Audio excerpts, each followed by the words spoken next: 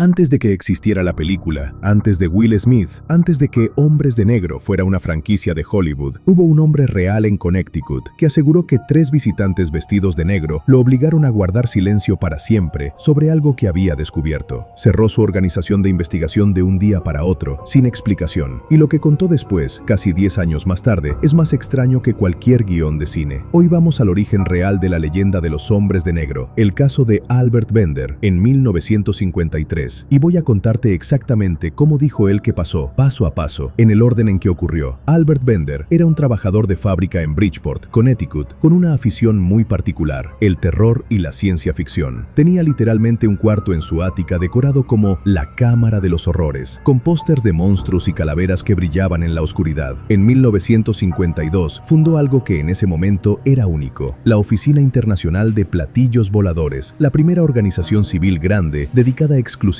a investigar avistamientos ovni. Publicaba una revista propia, Space Review, y llegó a tener miembros en varios países. Todo esto es un hecho documentado, no leyenda. La leyenda empieza después. Esto es exactamente cómo Bender narró la secuencia de eventos en el orden en que él mismo dijo que pasaron. Todo empieza con síntomas que, según Bender, no tenían ninguna explicación normal. Dolores de cabeza intensos y repentinos, sin motivo aparente. Reportó también fenómenos extraños en su casa, interferencia rara en su teléfono y lo que él describió como una especie de niebla o bruma amarillenta apareciendo sin explicación. Sus propios compañeros de trabajo notaron el cambio. Decían que se veía genuinamente asustado, algo que no encajaba con la personalidad tranquila que todos conocían de él.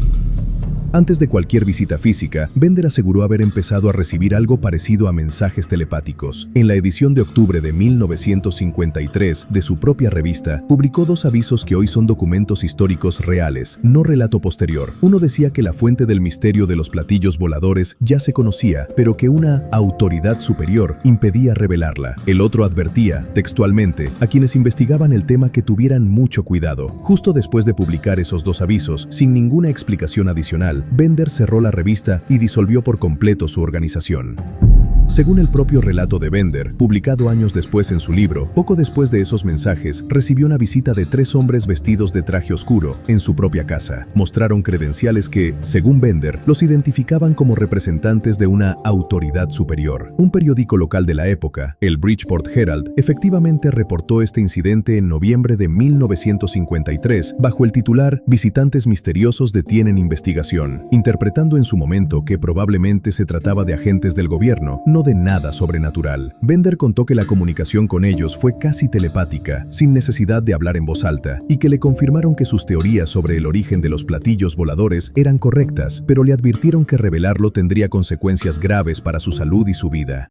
Después de esa visita, Bender reportó enfermarse. Pasó 3 días sin poder comer. Sus dolores de cabeza se intensificaron y durante casi 10 años guardó silencio casi total sobre lo que realmente había pasado, limitándose a advertir vagamente a otros investigadores de ovnis que tuvieran cuidado.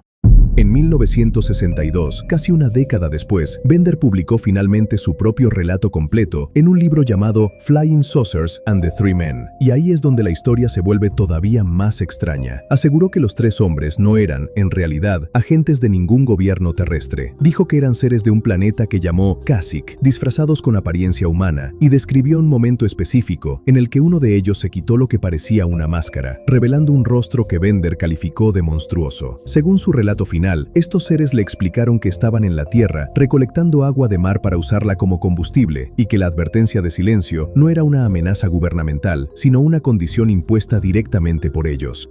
La mayoría de los investigadores serios del fenómeno, incluyendo a quienes estudiaron de cerca el caso, coinciden en una explicación mucho más terrenal. Es muy probable que Bender sí haya recibido una visita real de algún tipo de investigadores, posiblemente vinculados a inteligencia militar de la época, dado el contexto de la Guerra Fría y la paranoia real que existía en Estados Unidos sobre la información relacionada con aviones y radares, que efectivamente le pidieron, con tono serio, que dejara de publicar teorías sobre ovnis. El resto, la telepatía, el planeta Kashyyyk, la máscara, pudo haber sido, según varios analistas del caso, una combinación de la propia imaginación fértil de Bender, recordemos su afición genuina por el terror y la ciencia ficción, sumada al estrés extremo y al aislamiento de guardar un secreto durante casi 10 años antes de finalmente contarlo. Sin este caso específico, la idea moderna de los hombres de negro probablemente no existiría tal como la conocemos. Bender fue, literalmente, el origen documentado del término y de la imagen que después se replicaría en décadas de testimonios similares de otros investigadores de ovnis y finalmente en la cultura popular.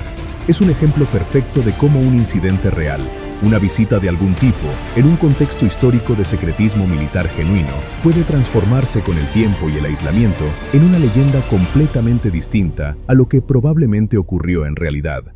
¿Tú qué crees que pasó realmente en la casa de Bender esa noche de 1953? ¿Agentes de inteligencia reales o algo que ninguna explicación terrenal logra cubrir del todo? Cuéntame en los comentarios.